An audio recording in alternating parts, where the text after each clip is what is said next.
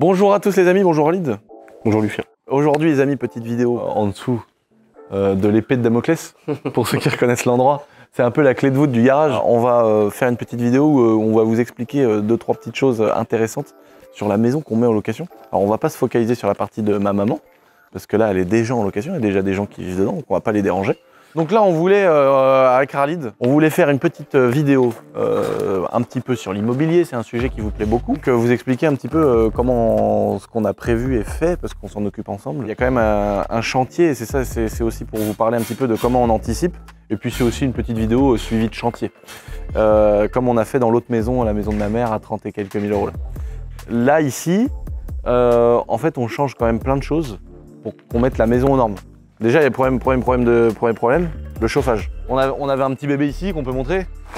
Un vieux bébé. Un vieux bébé, ouais, un vieux bébé. On a récupéré la porte mythique de mon parrain qu'il avait offert à mon grand-père il y a quelques années. Du coup, on a fait refabriquer par mon ami menuisier une belle porte qui fait quand même bien le café. Elle est vraiment belle, hein. C'est une belle porte de cave et de garage avec un bel encadrement et tout, j'adore. D'ailleurs, il est repassé parce qu'elle se fermait pas. Ouais, bah c'est normal. Il est repassé, il l'a réglé et tout. Au début, là, ça bouge forcément à chaque fois, ça travaille. Et donc là, on a une chaudière qui a 50 ans. Il fallait qu'on arrête de travailler avec cette chaudière parce qu'elle consomme 700 litres par mois en hiver. Et après, ce que j'ai compris maintenant, la location, tu n'as plus le droit de faire de location si tu as une chaudière. En fait, c'est pas forcément une chaudière. En fait, le problème. Mais t'es ivre. Bah, fais gaffe, il y a un bout de bois derrière. Tu me demandes Voilà. Et qui c'est qui a foutu le crépi. Bâtard. Tu dois aujourd'hui, quand tu loues une maison, il y a une nouvelle loi qui est passée il y a pas longtemps, hein, ça fait quelques mois là. Il y a une nouvelle loi qui est passée, tu ne peux plus être en F ou G. Donc il faut que ton indice énergétique de la maison soit au-dessus. Et changer la chaudière par un nouveau système de chauffage qui pollue moins vient aussi relever ton indice énergétique. Donc nous, bah tiens Lucien qui avait prévu de vendre la maison, tiens, de la louer, tiens, comme ça frère. Comme ça je me suis retrouvé frère. Parce que la maison moi elle est en Z. Tu vois ce que je veux dire? Il y a le barème, elle était en dessous. C'est une passoire. Ah non, mais c'est pas ça, c'est que le chauffage c'était un vrai gros problème. On est passé sur des clims qu'on a mis sur les toits, des clims réversibles. Donc c'est de l'aérothermie qui va venir capter les calories de l'extérieur et les transformer pour chauffer l'intérieur d'une maison. Donc c'est des clims réversibles, aérothermie, machin. Bon, c'est un système qui consomme de l'électricité, mais qui consomme moins comparé à plein d'autres trucs. Mec, c'est de la nature quoi. Voilà. Là, on va faire le tour à l'intérieur parce qu'on voulait un petit peu vous montrer ce qu'on avait fait et pourquoi. Donc il y a cette histoire d'indice énergétique, hyper important. Et puis quand tu loues une maison, là c'est Khalid qui va plus expliquer. Nous, on vit un peu à l'époque du Moyen-Âge. Nous, on vit dans la simplicité. On vit un peu à l'époque du Moyen-Âge, tu vois, genre je sais pas comment expliquer aux gens, je pense qu'il y a des gens qui vont me comprendre de ouf. Mais nous, moi c'est moi qui a tout fait, les portes, les machins, mais tu sais, la porte elle s'ouvre, elle se ferme. Bon ça y est, il y a une porte, elle fonctionne. Il y a une chambre, moi tu vois, j'avais fait ma baignoire dans ma truc, le mur en pierre apparente, il y avait l'air qui passait à travers les pierres du mur. On s'en branlait quoi, tu vois, je mettais un bout de bois le long du mur, ça y est, il n'y avait plus d'air quoi. Sauf que pour louer une maison, tu vois, il faut qu'on soit plus, qu'on appelle ça. En tout cas, ouais, voilà, il faut quelque chose qui convienne plus au commun des Français. Voilà, il faut que ce soit logique, que quelqu'un qui loue une maison, et nous en plus de ça, le but c'est de louer la maison, tu vois, on veut pas la louer pas cher, histoire d'équilibrer le truc. Le but de faire un projet, on met de l'argent dans la maison, on l'a rénovée, on a fait plein de choses. Le but c'est d'essayer d'avoir une belle rentabilité. Autant éclater cette rentabilité à court terme pour qu'elle le soit le plus longtemps possible. Donc c'est pour ça que j'ai refait la toiture. Bon là c'est un petit kiff personnel parce que j'étais vraiment amoureux de cette maison, je le suis toujours, d'avoir mis des gouttières en cuivre. Oh, à chaque fois que je les vois ça me fait le même effet frère, elles sont magnifiques, regarde-moi ces belles gouttières en cuivre. T'as même pas profité au final? J'en ai pas profité mec. La toiture neuve. Regarde-moi cette belle toiture neuve, on a passé 100 ans à stresser avec toute ma famille en disant la toiture quand va falloir la changer, comment on va faire. J'ai pas passé une seule nuit sous le toit neuf. Il y avait plusieurs choses qu'on voulait, qui étaient importantes de faire en fait pour se conformer à la loi, pour se conformer à l'indice énergétique et aussi pour se conformer à quelqu'un qui va payer un loyer et aux besoins des gens quoi. Aux besoins des gens pour que le mec il se sente dans des super conditions pour vivre dans une baraque. Donc nous c'est vrai qu'on mettait une cuisine, la cuisine c'était un peu à l'arrache. Moi là-haut j'avais pas de chiottes, enfin bon c'était quand même un peu voilà. Alors que c'est vrai que pour le commun des mortels, quand t'es à l'étage, t'es content d'avoir une salle de bain ou des chiottes à l'étage ou d'avoir une salle de bain plus grande avec de l'espace, machin truc. Donc on a entrepris les travaux, c'est Khalid qui s'en occupe. Donc on va commencer par là-haut. Donc là, pour ceux qui connaissent l'atelier, là ici, ça va pas changer, ça va rester un atelier, un débarras, un endroit où on peut mettre des tracteurs tondeuses, des motos, des vélos. Voilà, ça, il y a juste moins d'outils. Comment on a fait? Parce que c'est vrai que là, on explique un peu. Ici, en fait, on a loué la partie de la maison de ma maman. Comme je vous disais, il y a déjà une famille qui habite sur place. Maman, il est pas relou, lui. Ça va gêner? Non, ça va. Il y a des travaux. Hein. Donc la partie qui est ici de ma maman, où habitait ma maman, elle est déjà louée, donc on avait déjà fait des travaux, on avait mis donc une aérothermie. Ouais. Qu'est-ce que tu avais fait? On avait tout repeint dedans? Ouais, toute la peinture. À l'étage, on n'a rien refait, mais plutôt au rez-de-chaussée. Donc on a refait toute la peinture. L'électricien est passé, il a remis un petit peu ça aux normes, et puis il a rajouté des prises, pour que ce soit plus confort. Et puis la douche, on a refait la peinture. Le système de chauffage dans la douche, parce que c'était un petit radiateur. Définition, tu vois, nous on avait la salle de bain, il y avait le meuble de salle de bain qui était posé sur 4 parpaings. Bon, c'est vrai que quand tu loues la maison, c'est un peu limite d'avoir le meuble de salle de bain qui est posé sur 4 parpaings. Donc là, on a refait un beau truc en bois et tout. En fait, on a fait ce qu'on aurait dû faire dès le départ pour nous, pour avoir un truc fini, mais on ne l'a jamais fait. Et finalement, le truc trop stylé, on le fait au moment où on se barre, quoi. C'est quand même relou en vrai. On met du matos top moumoute, des salles de bain toutes neuves. Et voilà. Même parce que ça te convenait aussi d'être comme ça. Ah ouais. Mais je me demande si je préfère pas. Ouais, voilà, c'est vrai, c'est pas faux. Et voilà, et puis mais c'est drôle quoi. Au début, je me posais la question, est-ce qu'on louait l'ensemble à une grosse famille? Est-ce qu'on louait une maison puis une autre? Est-ce qu'il y avait cette cour là pour une, la cour de derrière pour l'autre? Donc en fait, cette cour ici, avec le garage que vous connaissez, enfin que beaucoup connaissent, la cour, on a décidé de faire une cour commune. On a beaucoup réfléchi, puis c'est vrai que Khalid, il a un œil aussi différent du mien là-dessus, et c'est pour ça qu'on fait plein de choses ensemble. Bah, j'ai écouté ce qu'il m'a dit et je pense que c'était la meilleure solution et ça a plu aux gens. Ouais, les gens quand ils ont fait les visites et tout, ça leur plaisait le fait qu'il y ait une cour commune, et puis qu'ils aient aussi leur partie un petit peu, leur intimité, tu vois. Derrière ici, il y a le petit jardin derrière, là-bas il y a un petit jardin aussi pour ce côté-là, et pareil de ce côté-là il y aura un jardin. Là c'est vraiment cour commune, et il y a une partie à droite derrière le mur là-bas où il y avait les tortues, pour ceux qui se rappellent, où il y avait toutes mes tortues. Donc là ça va être pour la maison de droite, et puis à gauche il y a un mur en plus qui sépare, donc c'est pratique. À gauche, eh ben, ça va être pour la partie de cette maison-là. Et donc là, il y a déjà des gens qui sont installés ici. Et là, il y a des gens qui rentrent dans quelques semaines. Ouais, c'est ça, à l'issue des travaux. Donc on a trouvé aussi les locataires qui vont venir ici. Bon, ils vont être bien lotis là, parce que là, on va tout vous montrer, hein, on va y aller. Mais on refait tout l'intérieur. Donc ils vont être dans des bonnes conditions. Et l'avantage, c'est qu'ils ont choisi. Ouais, c'est ça qu'il faut dire aussi. C'est que nous, on avait décidé de faire des travaux. Parce qu'on savait que ça allait pas forcément convenir aux gens. Nous, on avait décidé de faire des travaux pour se conformer à la loi, l'indice énergétique, et puis pour un minimum de confort pour les gens. Et justement, sur le point confort pour les gens, là, justement, on a demandé leur avis, on a essayé de voir ce qui leur plairait, on a essayé de trouver le bon compromis entre ce que nous, on est prêt à faire et ce que eux voulaient. Et on s'est entendu sur quelque chose, et puis on va voir ce que ça va donner. Hein. Allez, bon, ça va donner. On n'a qu'à monter au bout. Tiens, mais il y a du sperme ici. On met du sperme. Non, c'est quand ils ont bougé la baignoire. Donc là, on est dans ma chambre, dans ma mythique chambre. Oh, putain les gars, ça fait bizarre de revoir ça comme ça. Ça fait un petit truc hein, quand même. Pour ceux qui étaient comme moi, là, qui kiffaient. Donc là, j'avais mis ma baignoire ici. Alors vous ne regardez pas l'évacuation dans le mur, s'il vous plaît. Mais j'ai toujours... Par contre, tu vois, je suis un connard. Parce que c'est vrai que j'avais fait ça. Pour pas me faire chier, j'avais fait un trou dans le mur, un tuyau et bamos. Mais j'avais jamais utilisé de produits merdiques, tu vois. J'avais pas niqué ma petite nature. Mais par contre, maintenant, je suis quelqu'un qui fait des fosses septiques. Voilà. D'ailleurs, on va avoir un... Comment ça s'appelle ce qu'on met? Une station. On met une station, je sais plus quoi, de chaque côté. Donc on est obligé de faire deux trucs différents. Et tu vois, ça, c'est des choses qu'il faut anticiper quand tu veux faire de l'immobilier. Parce que tu peux acheter une vieille maison comme ici, la rénover si tu as le budget, et puis la louer. Alors, avant d'être rentable, tu auras des années où il faudra rembourser tous les travaux. Vu qu'on est sur deux maisons différentes, il y a des choses qu'il faut anticiper. Par exemple, il y a une étude de filière à faire. Ça, c'est un technicien qui vient, qui regarde le sol en fonction de plein de critères pour étudier le sol, pour pouvoir savoir comment faire pour mettre une fosse septique, creuser, faire des fondations, faire des études fluviales, des machins, des trucs comme ça. Et donc, tu as une étude de filière à faire, c'est obligatoire. Et ensuite, tu peux faire une station, une micro-station. Ça s'appelle une micro-station. Micro-station, exactement. Et donc là, on est obligé d'en faire deux, une pour la partie là-bas où vivait ma mère et une pour la partie d'ici. Et comme ça, on est vraiment aux normes nickel pour tout ce qui est évacuation des eaux usées, les toilettes, fosses septiques, tout le bazar. Et l'avantage d'une micro-station, c'est que ça se vidange beaucoup moins souvent qu'une cuve simple. Donc on a opté pour cette option-là. 8 000 € posés.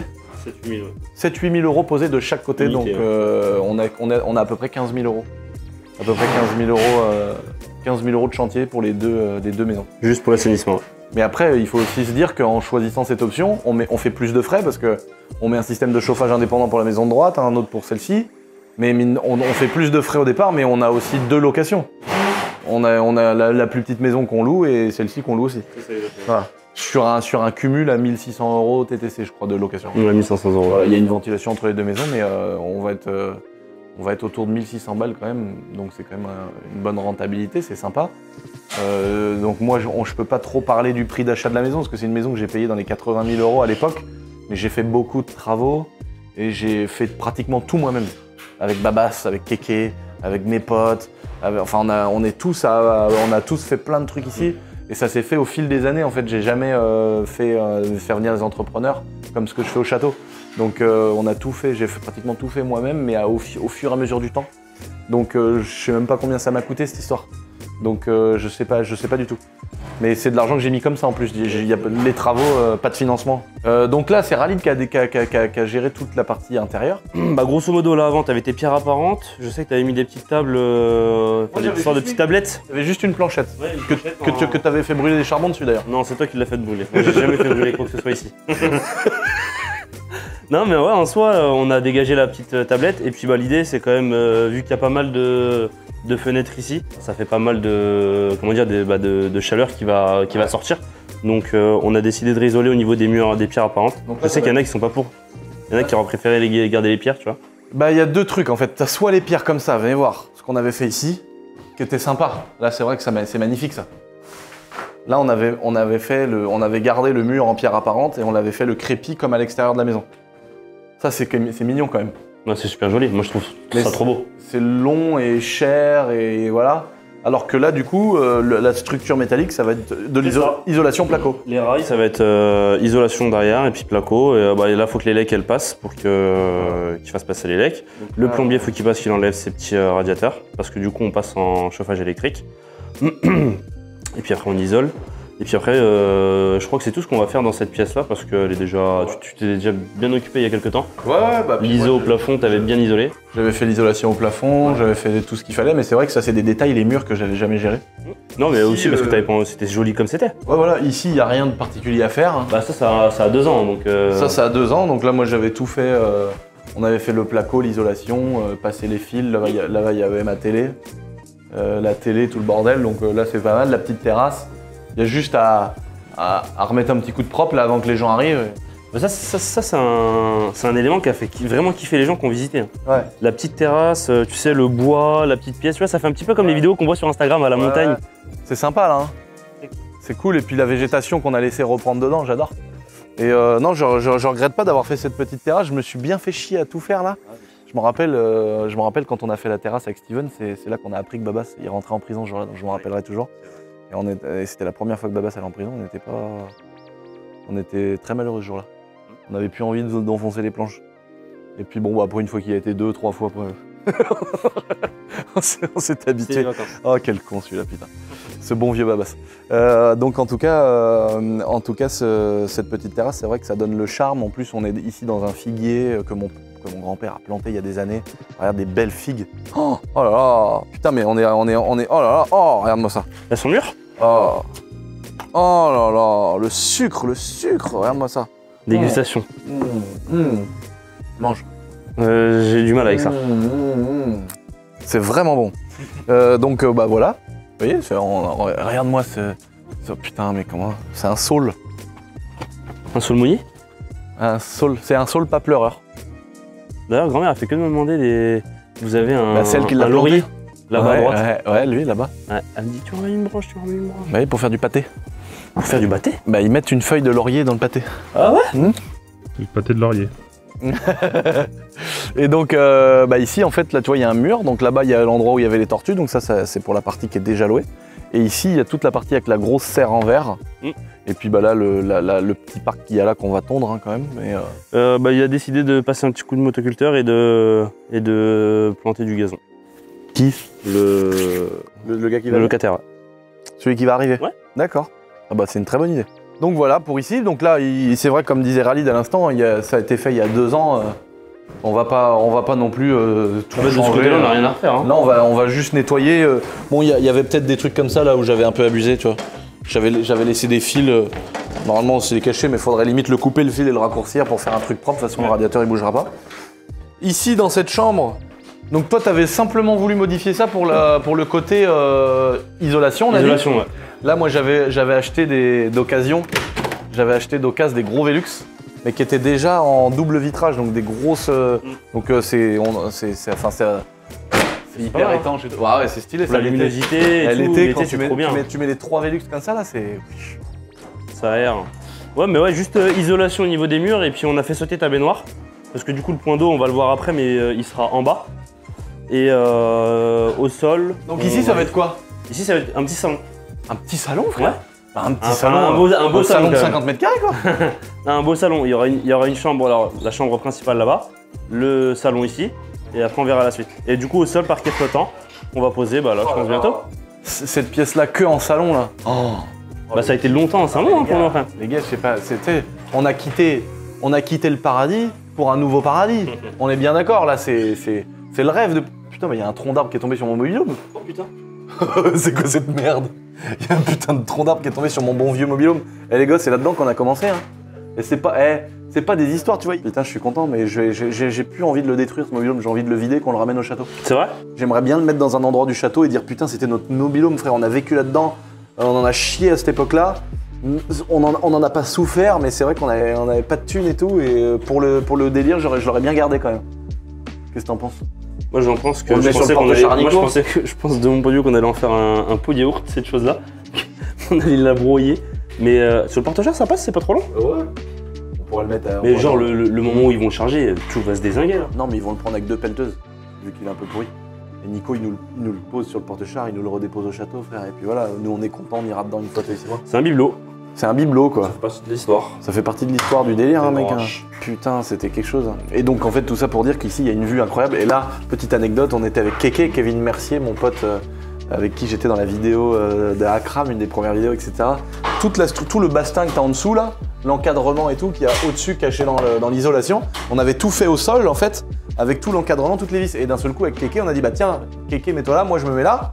Mais sauf que là, il y a du vide. Il y a combien? Il y a 6 mètres en dessous, là. Oh, peut-être pas, mais il y a. Combien? Ouais, il y a 3-4 mètres. Ouais. Ouais, Il y a 4 mètres. Ouais, il y a 4 mètres peut-être. Bon, ça fait quand même bizarre. Et donc, avec Kéké, on prend le truc, on le pose là, et là, le truc commence à partir dans le vide. Et là, on fait ah, on essaye de rattraper le truc, Kéké il se casse la gueule. On a réussi à rattraper, il est retombé de ce côté-là, on l'a retenu là. Ah, mais pas que la monture. Tout l'ensemble. Avec les vitres. Mais oui. Ah putain, j'avais pas compris ça. On a fait la monture en bois, on a vissé les grosses baies vitrées dedans et on a monté l'ensemble qui était hyper lourd qu'on a posé sur le muret. Et mec, ça s'est cassé la gueule de l'autre côté, on s'est chié dessus. Et donc. Vous avez de la chance d'avoir rattrapé parce que moi, avec le poids lancé et tout. Ah, mais on s'est tellement dit si ça tombait derrière. En plus, mec, à l'époque, j'étais au centime de chez Centime Frère. Mais en tout cas, tout ça pour dire que le salon, il est incroyable parce que là, mon gars, la vue de ouf, la vue, elle est incroyable, mec. Cette chambre-là, putain, c'était bien ici quand même. Ça revient souvent à ce qu'on voit sur les vidéos Instagram. Dès que t'as du bois, tu sais, c'est la nature, la belle vue. Et pourtant, il y a plein de gens qui avaient critiqué le côté en OSB et tout. Moi, j'aime bien. Ouais, moi aussi, j'adore. Bah, puis là, la petite terrasse sur le côté, la vue ici. Donc là, un salon, les gars. Parquet flottant, t'as vu l'escalier? Ouais, bah oui, donc mon escalier était pourri alors, bande de salauds. Ouais, il était pas beau. Et là, donc pareil, toutes ces arrivées de flotte et tout, ça va servir à rien alors. Non, tout ça, ça va sauter, ça sert plus à rien du tout. Donc ça, c'était toutes les arrivées d'eau parce que j'avais mis un lavabo ici. Mais pour un salon, ça aurait quand même. Moi, je dis pour un salon, ça aurait été bien de mettre un petit point d'eau. Eau chaude, eau froide. Ouais. Eau chaude, eau froide, évacuation. Hein. Donc au lieu, moi, je voulais le mettre absolument là. Ah oui, en fait, toi, ton évier, il baigne. Bah non, il baigne pas. Bah si, mais l'eau, elle passait en dessous l'escalier, elle descendait là, moi. Bah ton évier, l'eau, elle baignait pas dehors? Non, oui, les vagues étaient là. Et donc en fait, là, ce qu'il faudrait, c'est mettre une évacuation là. Mettre un évier là. Mais laisser toujours le truc là? Ah non, l'évier là-bas. Un petit évier ici, un tout petit point d'eau d'angle, avec l'eau qui va direct dans les vacs, et puis bah, eau chaude, eau froide, comme ça au moins t'es dans ton salon. Mais par exemple, c'est un truc tout con, mais nous quand on fume des chiches, on aime bien nettoyer Ouais, la l'eau chicha. et Je sais pas, tu renverses un truc par terre, tu peux mettre un coup d'éponge, te laver les mains. C'est quand même bien d'avoir un petit point d'eau dans une grande pièce comme ça, quoi. Ouais, sinon ça pourrait éventuellement rester là. Ça va sauter aussi. Donc là, tous les chauffages existants d'époque, ils sautent. Ouais. Là, isolation. Parquet flottant. Ah, parquet flottant, d'accord, parce que nous, en fait ici, c'était une terrasse extérieure. Et donc, mon grand-père, à l'époque, vu qu'en dessous, il y avait son laboratoire, il avait mis un espèce de goudron que tu chauffes et qui fait l'étanchéité, comme donc ce qu'il y a au sol. Sauf que bah, moi, j'avais rien mis quand on vivait là-dessus. Mais c'était bien, hein, on se plaignait pas, mais du coup, le parquet flottant. Ouais, parquet flottant. Ça va être stylé, putain, parquet Ouais, c'est joli, hein. Oh ah ouais, parquet flottant, je savais pas que t'avais prévu de faire ça. Ouais, parquet flottant. Ça va être magnifique. Mec. Ouais, ça va être beau. Mais maman, ça va nous coûter 200 000 l'histoire. Bah non, parce que t'as de la chance, c'est moi qui le fais. Je suis comme toi, 1 centime, c'est 1 centime. Donc en fait, c'est ça l'idée du truc, c'est de... On va vraiment livrer une maison avec un intérieur tout nickel, des beaux murs tout propres, avec des belles prises, un beau parquet flottant. Là, vous allez voir qu'on est en train de faire des chambres avec des portes, avec de l'électricité, avec des salles de bain. On va descendre en dessous, la cuisine aménagée. On va vraiment livrer un truc où on est fier. En fait, c'est toujours la même chose. C'est comme quand tu fais tu fais des études et que tu rends un devoir où tu es fier de rendre le truc. Tu sais que ça va. Quand tu es confiant. De toute façon, dans la vie en général, quand tu es sûr de toi et que tu es confiant d'un truc, ça passe à 100%. Et là, je sais qu'on va livrer une belle maison dans des belles conditions et je pense que les gens vont apprécier de ouf. Ah bah oui, ils vont kiffer. Ils vont être contents de vivre ici. Ah, c'est sympa, puis le cadre il est ouf. Donc là, on arrive dans la salle de sport, qui a aussi été le laboratoire de montage pour la boiserie. Là-bas, il y avait un bureau de montage. Après, il y a eu Essential Airsoft entre les poids de la salle de muscu. Enfin, il y a eu un petit peu de tout. Ici, donc là, plusieurs cloisons. Ouais, ici, grosso modo, il va y avoir cette cloison-là là, qui sont déjà en train de monter, les gars. On réisole au niveau du mur qui était en parpaing. Ah oui, donc là, ce mur-là. ISO. Donc là, de l'isolation pour récupérer de la... d'étanchéité thermique. Donc ISO, placo. Et puis après, pareil, ici aussi, donc placo. Donc là, une première cloison avec une pièce. Cloison, c'est ça. Ici, on va avoir un couloir. Ah d'accord, donc là, il y a un mur là. Ouais, il va y avoir une cloison ici, c'est ça. Il y a une première chambre ici et une seconde chambre derrière. Donc en fait, là, tu vas avoir une cloison. Là, tu vas avoir une cloison. Et là, tu auras ta petite porte où tu rentreras dans ta nouvelle chambre. Et là, avec une chambre qui gardera la possibilité l'accès vers l'extérieur. L'accès vers l'extérieur. C'est ça. Ah ouais, ça va être mortel, putain, ça va faire 3 pièces quoi. Avec un petit couloir. Et puis en plus de ça, dans le couloir, le Velux qu'on a posé. Parce que quand on a refait la toiture de la maison, tant qu'à faire, on s'est dit, bah autant mettre un Velux, que ça fasse un petit puits de lumière. C'est sympa, en plus. un petit Velux dans le couloir. Mortel, hein. Elle est où? Elle vient d'où cette porte? Ah ouais, bon. Mais du coup, pourquoi on la met là? Pourquoi on la met là du coup? Oh, je l'ai mis là. Mais on avait pas dit qu'on la mettait là? Ouais, ça va être en face. C'est très bien aussi, hein. Et donc là, parquet flottant au sol aussi. Ah ouais, parquet flottant au sol. Mais t'es plus dangereux qu'Hugo, toi, frère. Je te jure, je me dis la même chose. Pourtant, Hugo, chaque fois qu'il marche, il fait un front flip. Ok. Donc là, les gars, ils font les cloisons. Là-bas, le mur. Ah, le mur, d'accord. J'avais pas vu la dernière fois que je suis venu, il y avait pas les rails. Ah, donc là, vous avez remis tous les rails et tout, d'accord. Ah, il y a un décroché. Mortel. Bah oui, il n'y a pas le choix. Excellent. Donc là, pareil, placo. Ça va faire un beau mur tout lisse, tout propre, tout isolé, quoi. Avec de l'isolation. On laisse comme la petite fenêtre. Avec la petite ouverture, c'est magnifique de laisser la petite ouverture. Tu sais que je l'ai démonté, moi, ça. Hein. Il était rempli de briques.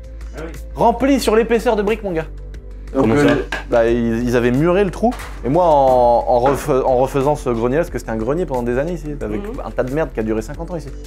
Et donc, je vois le long du mur un tas de briques rouges. Je dis, oh, me dis pas qu'il y a une petite fenêtre. Je vais dehors, je vois qu'il y a des briques rouges. Ah, mon gars, j'ai tout défoncé les briques et j'ai fait ce petit puits là. Ah ouais. Et t'as renforcé? Pour pas que ça s'affiche? Non, mais c'était déjà fait. C'était déjà fait. En fait, il y a une grande ardoise. Ah oui, d'accord, ok. T'as déjà une grande ardoise pour supporter, en fait. Et donc voilà. Et puis là, les gars, ils vont réadapter un petit peu parce que c'était la première fois qu'on posait de l'OSB, quand même. Donc vous le reprochez. On n'était pas au millimètre, oui. Il y avait des fois, tu passais une main entre deux plaques. Oui, bon, c'est vrai. Ouais, tiens, là. On a commencé comme ça. Oui, bon, peut-être que là, il y a un endroit où tu peux passer une jambe. Mais bon, on n'est pas des professionnels. Donc, tu vois, c'est ça, regarde, tu vois. C'est ce genre de petits détails où on a parfois chié en la colle. Mais on n'avait jamais posé une plaque d'OSB de notre vie aussi. Quand même. Mais ça, c'est Lucas qui l'a posé Ouais, c'est Lucas qui l'a posé. Mais toi, t'étais avec lui? Bah oui, avec Lucas. Il fallait faire ça vite. Oui. Ça a fait plus que le café, Jean-Marie. Ah oui, c'est vrai. Ça a des années, voilà. Maintenant, on fait des belles finitions parce qu'on la loue, c'est normal, tu vois. Tu la loues, faut faire plus propre que pour toi. Mais ça a fait très bien le café. Attention, hein, on aurait pu vivre encore 200 ans là-dedans. Ici, il y a un... Là, on a un gros trou. Là, il y a un gros trou.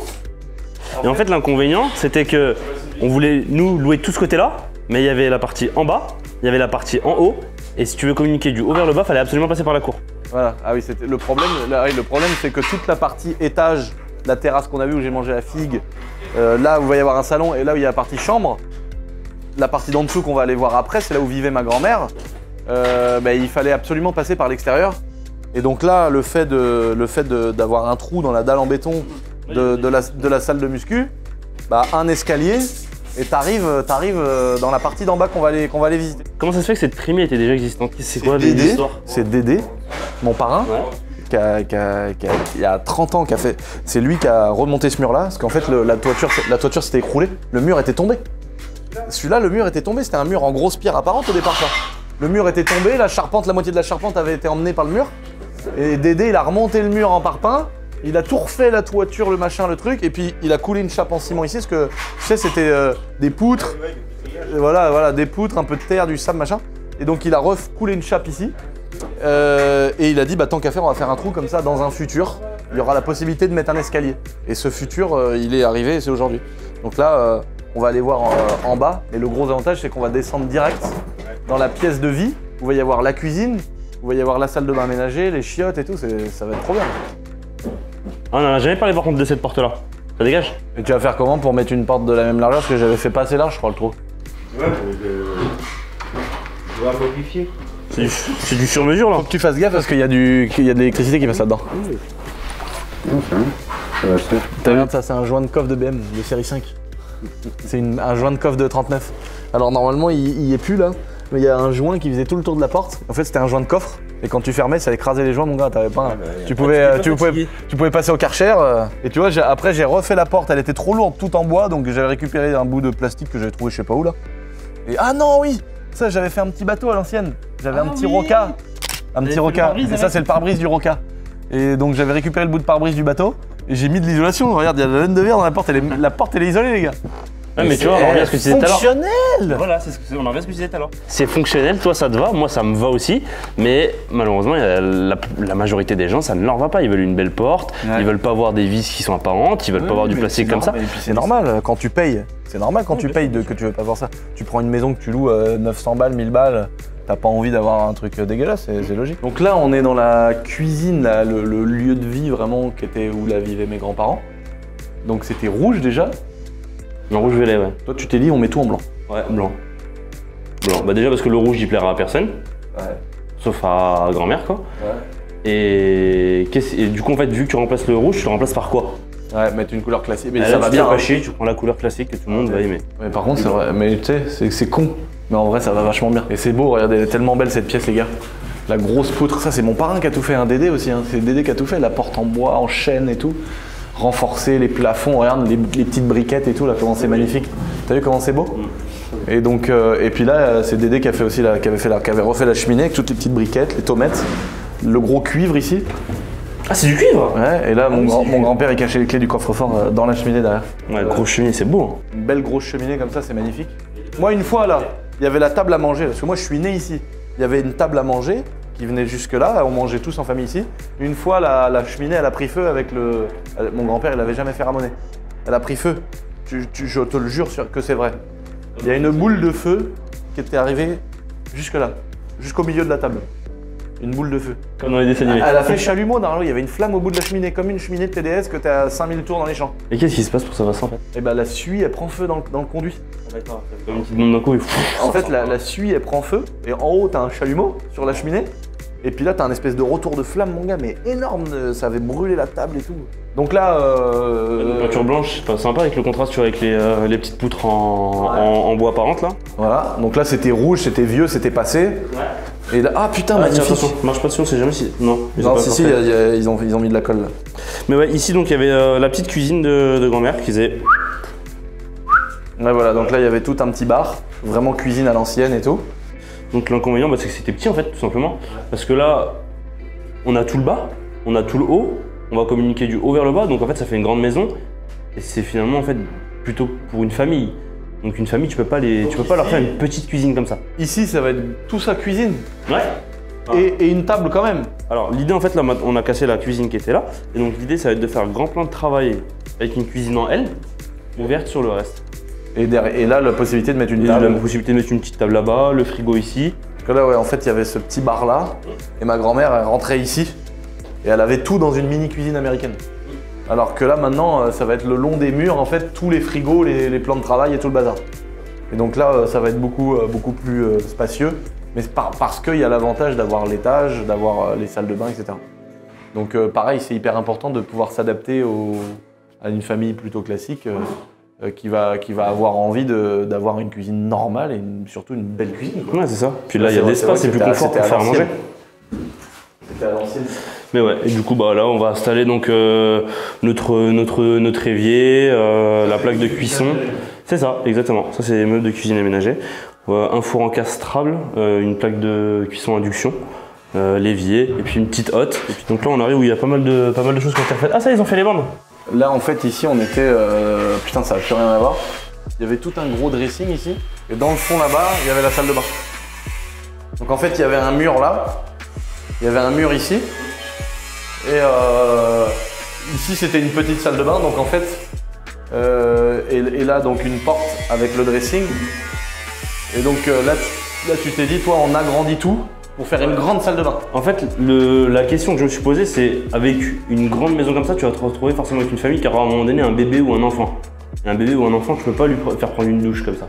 Donc il faut absolument une baignoire. Donc pour rajouter une baignoire ici, c'était beaucoup trop petit. Donc on s'est dit, on agrandit. Et puis l'avantage, c'est qu'il y avait juste une cloison enlevée et elle a décalé, quoi. Donc tu vois, en termes de travaux, c'est pas non plus un truc de ouf. Donc la grande salle de bain, baignoire, on conserve la douche, les toilettes qui sont là. C'est ça.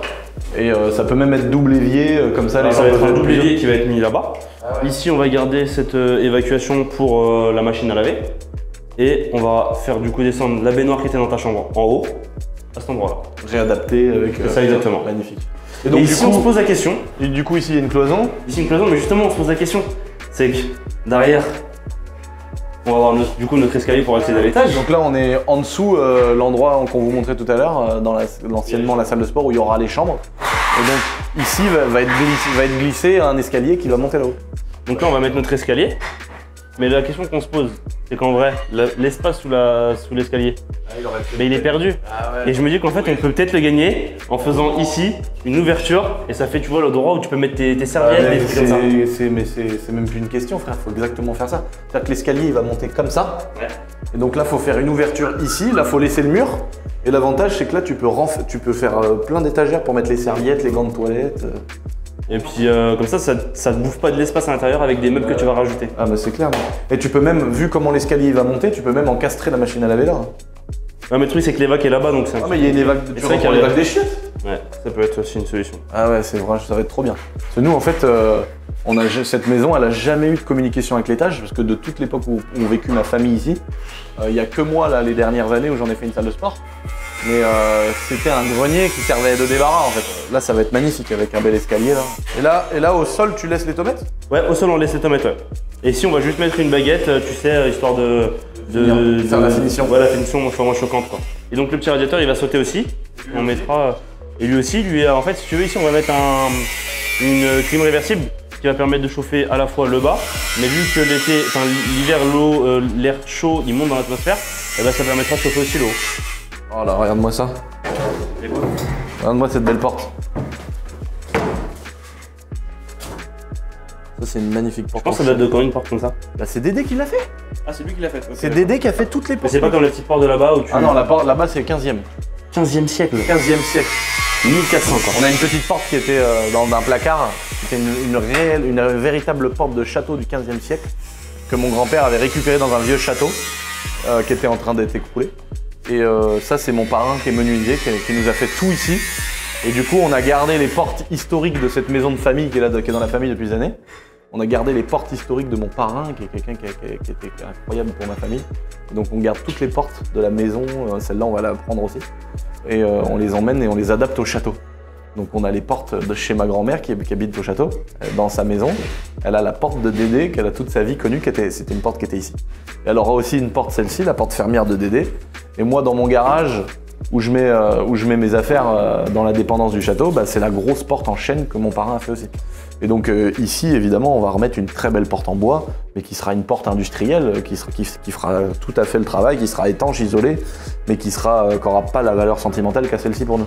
Et donc en fait, pour finir sur cette magnifique maison de campagne, t'as vu comment elle est tordue? C'est une maison du 14e siècle, les gars. 1400. 1300 du coup alors. Ouais, elle date de 1400 les années, tu vois, la maison elle est de l'époque de Jeanne d'Arc. Et donc cette maison qui est vraiment dans son jus d'époque et tout, que j'adore, c'est pour ça qu'on voulait pas la vendre. Enfin on a hésité un peu au début et tout. Et avec les impôts, bah, si tu veux, je gagnais pas un centime. Et vu qu'avec la plus-value. Il était passé. En fait, non mais là j'en rigole, mais il faut l'expliquer. En fait, vu que c'est une maison que j'ai achetée à peu près 80 000 €, qui vaut aujourd'hui, elle était estimée à 400 000. Donc le fait que je l'ai acheté 80 et que les travaux je les fasse moi-même, les travaux ne sont pas compris dans le prix de la maison, de revient. Donc ça veut dire que l'État considère que la maison je l'ai payée 80 000 € et qu'aujourd'hui je la vendais 400. Donc avec 320 000 € de plus-value. La plus-value étant imposée à 36%. Ça me faisait payer, je sais plus combien, il y a le calcul à faire qu'on pourra vous écrire ici, mais 150 000 €, un truc comme ça, que j'allais donner sur le prix de la maison. Donc la maison, je la vends 400, je mettais 250 dans ma poche. Enfin bon, tu vois, c'est dommage de vendre une maison 450 pour mettre 250 dans ta poche. Donc plus les impôts, je sais plus ce qu'il y avait, enfin bon, je mettais moins de 200 000 sur une maison qu'on vendait 400. Donc j'ai dit, bah je la vends pas. En plus déjà, je voulais pas trop la vendre parce que c'est la maison de famille, etc. Mais il y a quand même une réflexion à avoir, hein, évidemment. Alors il faut savoir que c'est 36% quand ce n'est plus ta résidence principale. Les textes de loi sont un petit peu, ils sont pas précis au millimètre, mais normalement, tu peux t'en aller de ta maison et aller dans une nouvelle et avoir 1 an pour la vendre. Si tu passes 1 an sans avoir vendu la maison, tu es assujetti aux 36%. C'est ce qui n'est pas le cas si tu la vends dans l'année de là où tu l'as quittée. Et considérée encore comme ta maison principale. Voilà, elle est considérée comme la maison principale qui est en vente.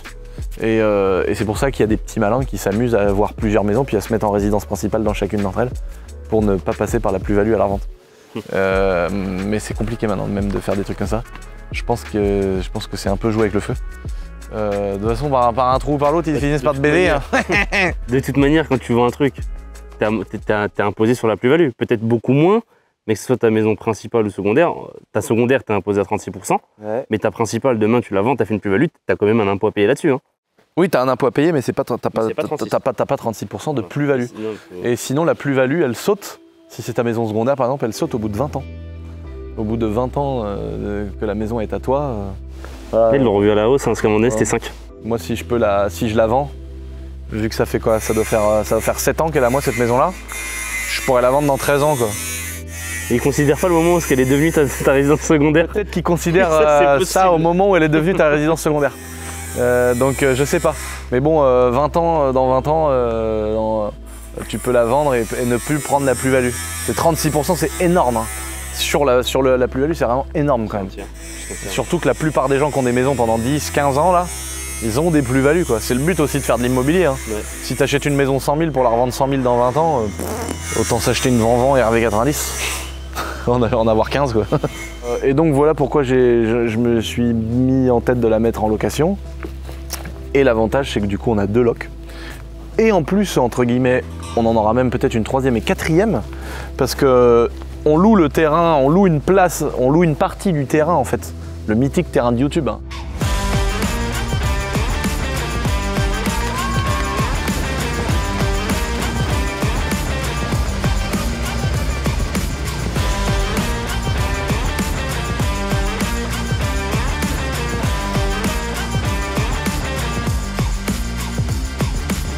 On loue une partie, en fait on va faire toute une petite clôture ici, avec 4 places de parking pour la location de la maison de ma mère, et 4 places de parking pour la location de cette partie-là, sachant qu'il y a tout ce terrain-là qui va avec. Hein. C'est-à-dire que même si le gars possède 25 voitures, il peut quand même les mettre chez lui. Tu vois. Mais la partie d'en face, on veut faire un parking simple, tu sais, quand tu reçois des amis, c'est très pratique d'avoir 4 places d'un côté, 4 places de l'autre. Mais par contre, toutes les terres qu'il y a derrière, je pense qu'on va les louer à quelqu'un qui va vouloir mettre son cheval ou mettre des animaux ou des choses comme ça. Et derrière, j'ai je sais plus combien, 3 ou 4 hectares de forêt, 3 hectares je crois. Et donc je pense que je vais louer aussi les forêts à quelqu'un, parce qu'il y a des clairières dedans, donc peut-être pour mettre à des paysans, pour mettre des vaches, des animaux, on verra. Et j'ai une partie de l'île aussi, qui est de l'autre côté de la Loire en fait, enfin de l'autre côté du bras de la Loire, qui est juste au pied, en fait derrière la maison de ma mère, là t'as une levée. T'as la Loire qui est vraiment un bras de la Loire qui passe au pied des arbres, et derrière il y a une île. Et quand j'avais racheté toutes les terres autour de la maison, j'avais réussi à racheter une partie de l'île que peut-être je louerais aussi. Donc voilà, il y a des possibilités à faire en fait, autant toutes les exploiter au mieux. Bon, la partie que j'ai sur l'île, elle n'est pas très grosse, mais en tout cas, tous les terrains et les champs pour mettre des animaux, ça, c'est des choses qui se louent. Il y a beaucoup de gens qui cherchent à vous mettre leurs chevaux, surtout qu'on est vraiment dans des communes qui sont pas très loin, juste à côté, quoi. On est un peu excentré, mais on est vraiment pas loin de tout. Donc il y a des gens ils mettent 3 minutes en vélo, ils viennent, ils voient leurs animaux, donc ça peut être cool. Donc je pense que je vais louer du terrain comme ça. C'est très recherché. Hein. Ouais, je pense. Hein. Ouais, très très recherché. Je pense qu'on a été surpris à une époque, je l'avais pas fait, mais j'ai un local où j'ai des box. Et on avait mis une annonce pour... je t'ai dit, mais bon, on s'était dit c'est un peu à la campagne, un peu excentré. J'avais 5 box pour mettre l'équivalent d'une bagnole. Mon gars, mais les appels gros. C'était abusé. À la fin, on a eu besoin de la place, donc on les a pas loués les box. Mais c'était ouf quoi. Le monde, mon gars, qui voulait prendre un box pour mettre un bout de... Les gens n'ont pas d'espace chez eux pour stocker. Ouais, voilà, et donc c'était ouf. Donc voilà pourquoi on fait cette maison et pourquoi on la loue et pourquoi on fait tous ces travaux. Donc là, on pourrait se dire, mais attendez, vous faites tout un tas de trucs pour louer une maison, vous n'allez pas être rentable. Mais en même temps, c'est soit je fais ça, soit je fais le truc à l'arrache. Mais d'un autre côté, il faut s'aligner niveau prix. Parce que les clients, une fois qu'ils vont vouloir louer la maison, tu peux plus la louer le même prix si c'est pas nickel. Il y a forcément des gens qui auront envie, il y en aura beaucoup moins. Il y a beaucoup de gens qui vont dire, ah non, moi ça me plaît pas. Et puis même, tu la loueras un temps. Tu la loueras un temps. Parce qu'il y a quelque chose qui ira pas. Voilà, et puis une fois que les gens sont installés, c'est compliqué de les faire bouger, de faire des travaux partout, mettre du bruit, du machin. Donc c'est pour ça qu'on le fait avant, je pense qu'on a fait la bonne décision. C'est Ralid qui m'a motivé surtout. Hein. Moi au départ j'étais plus en mode bah les couilles, on laisse comme ça et on met moins cher. Mais vaut mieux faire, là on va en avoir pour tout compris avec la fosse septique et tout, un petit 20-25 000 € de travaux. Ouais, 15 000 € de fosse septique, et puis après en travaux, ouais, je pense qu'on en a pour... 10 000 ? Non, moins que ça. Ouais, on va être autour de 20 000 € de travaux. Donc là, ça fait quand même un budget. Mais par contre, on est tranquille pendant des décennies. Et l'avantage, c'est qu'on va pouvoir valoriser le C'est un investissement intéressant parce que ta maison est payée. Ouais. Comme tu disais tout à l'heure, il y a à peu près un retour. Elle n'est pas tout à fait payée. Ah ouais ? Elle n'est pas finie de payer encore. Il reste un petit peu ? Ouais, parce que j'avais fait un crédit sur 15 ou 20 ans et je paye pas beaucoup, mais je crois qu'il me reste quelques milliers d'euros à payer encore. Ouais. Mais tu vois, 1 500 € par mois, sur 10 mois, tu as ramassé 15 000 €, donc c'est quasiment ton investissement. Ouais. Allez, à partir d'1 an et demi, ça y est, on va dire qu'en termes de travaux, tu l'auras déjà... Voilà, en termes de travaux, ouais. Alors après, il faut évidemment prendre en compte aussi tout ce qui est taxes foncières, les assurances. Parce que quand tu loues une maison, le propriétaire de l'assurer et le locataire aussi doit s'assurer. Donc on paye quand même des assurances, des taxes. Donc ça gomme un petit peu le bénéfice. Et puis il y a évidemment l'imposition qui gomme beaucoup le bénéfice. Mais finalement, faire de l'immobilier, ça reste quelque chose de rentable si c'est bien fait. Et là, évidemment, on va être rentable au bout de quelques années parce qu'on a fait des travaux. C'est quelque chose quand même d'investir dans les murs. Je trouve que c'est quand même quelque chose de bien. Même si la bourse, c'est un sujet qui est très très intéressant parce que tu n'as pas de locataire à gérer, tu n'as pas de travaux à gérer, tu n'as pas de problème à gérer, tu n'as pas d'assurance, de visite, de passer par des agences qui prennent des frais. Mais je pense qu'il faut se diversifier et faire un peu de tout. Et nous, on se diversifie beaucoup. Bon, en tout cas, les amis, j'espère que cette petite vidéo vous a plu. Dites-moi si vous voulez d'autres vidéos sur les sujets immobiliers. De toute façon, nous, on a prévu quoi ? De refaire des sujets avec Médéric. On a prévu d'aller vous reparler de la petite maison à 35 000 €, parce que Ralid s'occupe aussi du sujet. Là, ça avance. Hein. Ouais. Les fenêtres, délivré tout. électricité, isolation, placo, gros chantier. Donc, on va vous faire une... Pas trop en dire. Ouais, on va pas trop vous en dire, mais on va vous faire une dernière vidéo, je pense, où on vous la montrera finie. Et puis après, on pourra même vous la montrer meublée. Et donc, on va refaire une vidéo sur cette petite maison. On a aussi un sujet intéressant en bourse et en crypto-monnaie qui arriveront dans la suite des vidéos de cette petite chaîne YouTube. J'espère qu'elle vous a fait plaisir, j'espère que ça a éclairci des points, j'espère avoir été transparent avec vous. Dites-moi dans les commentaires, c'est très important les amis, s'il y a des questions que je n'ai pas abordées, que je pourrais aborder dans l'introduction d'une prochaine vidéo. Et puis si ça vous a fait plaisir de revoir cette bonne vieille baraque, n'oubliez pas de vous abonner, on est 320 000. 320 000 têtes de mort à être sur cette petite chaîne YouTube les amis. Un petit pouce bleu et je vous dis topette.